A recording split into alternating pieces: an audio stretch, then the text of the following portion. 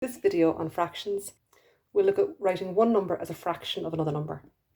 So let's look at an example first of all. We want to write 12 as a fraction of 15. Literally what this means is write the first number over the second number. So we're going to put 12 over 15, and that's our fraction. Obviously though, of course, I can cancel down in this case. So let's do that. What's the common factor? It's 3. 3 goes into 12 4 times, and 3 goes into 15 5 times. So our final answer is 4/5. So this means that 12 is 4/5 of 15. Here's a question for you. Write 10 as a fraction of 18.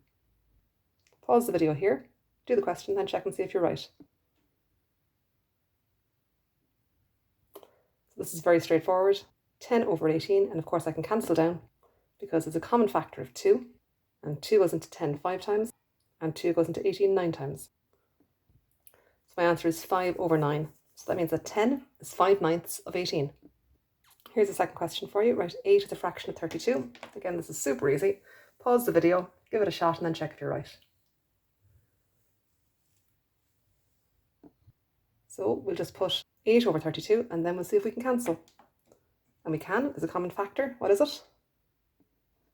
Well, it's 8. 8 goes into 8, and 8 goes into 32 4 times. So my answer is 1/4. So 8 is 1/4 of 32. Now in this example and these two questions, we didn't have any units to worry about. So let's look at an example now where there are units included and see how we deal with that. So I want to write 2 hours as a fraction of 1 day.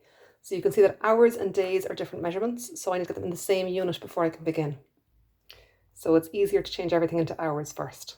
So I've got 2 hours as a fraction of 1 day. And of course, 1 day is 24 hours. So I'm going to put 2 over 24. And then cancel if possible, and it's possible here.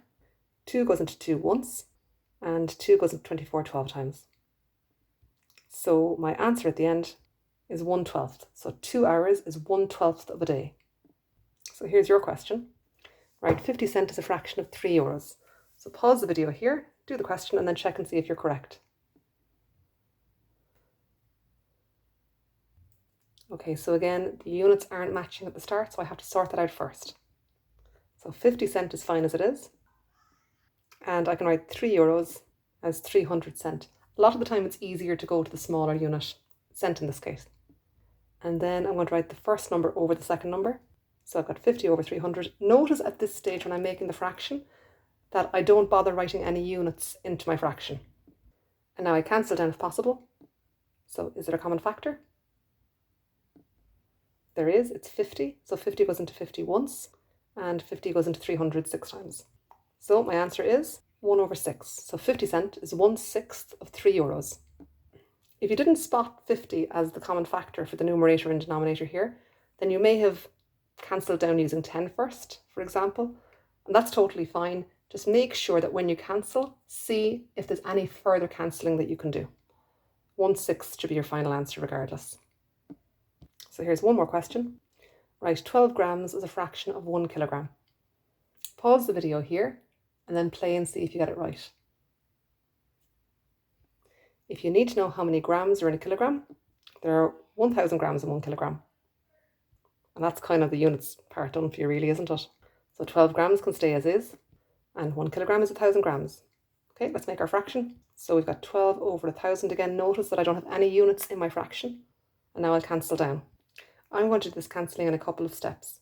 So I've got 12 and 1,000. Okay, what will go into both of those? Okay, well, 4 will definitely go into both.